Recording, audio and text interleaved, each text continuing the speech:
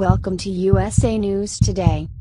Please subscribe and check notification box to get all breaking news alert and latest updates on hot cases. Breaking news today, April 16, 2019. Who's funding the migrant caravans?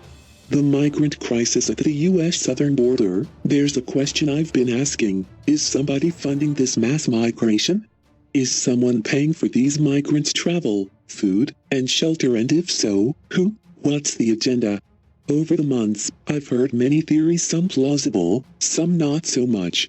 I've heard Border Patrol agents wonder aloud if drug cartels are supporting the caravan movement in order to bombard the U.S. border with chaos, thus making it easier for them to sneak through. If so, it's working. The U.S. Border Patrol is overwhelmed with the number of families and unaccompanied children seeking asylum between ports of entry, as I report in World's Current Issue.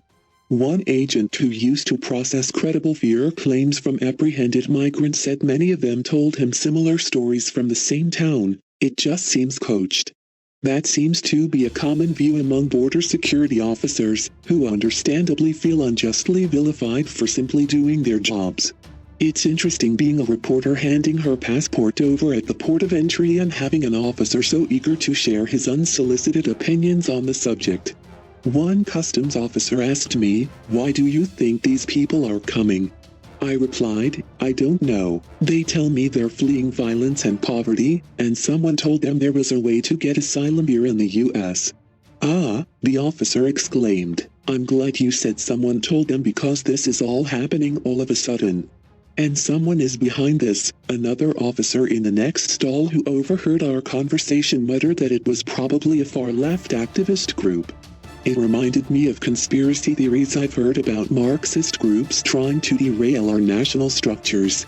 I've spoken to a leader of one activist group that has faced the brunt of such accusations. Pueblos Sin Fronteras is a leftist group that helped organize at least 3 U.S.-bound migrant caravans in 2017 and early 2018. I met one leader, Alex Mensing, at the shelter he operates in a rural, hilly part of Tijuana. Mensing is a lanky 30-year-old from San Francisco with a scraggly beard and flannel shirt, a white guy who could fit into any fancy coffee hipster town. He speaks Spanish fluently and drives a dusty old brown Prius with the right side mirror held on by orange duct tape. He seems genuinely passionate about the plights of vulnerable populations, enough so that, since 2016, he's been devoting his time to migrants as a volunteer while picking up odd jobs on the side. Mensing told me that Pueblos Sin Fronteras has never once promised money or asylum to anyone, but only accompany people who are already fleeing their countries. Several migrants who traveled with Pueblo also told me the activists had never promised them anything other than accompaniment and advice. These activists did more than travel alongside migrants, though. They taught them about their right to seek asylum, blamed the United States for the dysfunction in their home countries, coached them on team-building exercises to build unity, assigned people chores and responsibilities, and helped lead protests. But as these caravans grew larger and larger, ballooning from 100 migrants in early 2017, 2000s and 2018, Mensing and his buddies seemed to realize they were dealing with something bigger than they could control. Facing vicious criticism even from fellow humanitarian rights activists, Pueblos Sin Fronteras leaders decided to quit mobilizing caravans and stick to helping those already in Tijuana.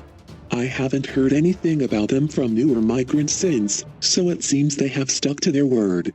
That leaves me with the same question: who's mobilizing the new wave of caravans? Just 1 week ago, media reported that about 1,000 Hondurans had gathered in San Pedro Sula to kickstart yet another caravan.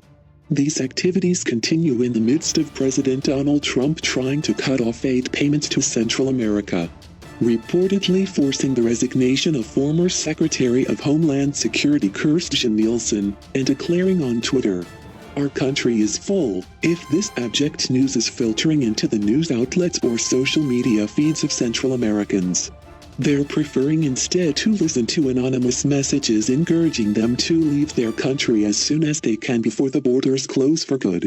On the other side of conspiracy theories, I've heard Mexicans and migrants themselves wonder if Trump is secretly financing the caravans. They suspect he's doing so to create a national emergency and to garner funds for his big beautiful wall. I remember one 26-year-old Salvadoran migrant scrolling through his smartphone, insisting that the theories make sense. By then he had heard many terrible stories about Trump, and that sort of malicious, cunning plan seemed to fit his image of a U.S. president. His cousins, though,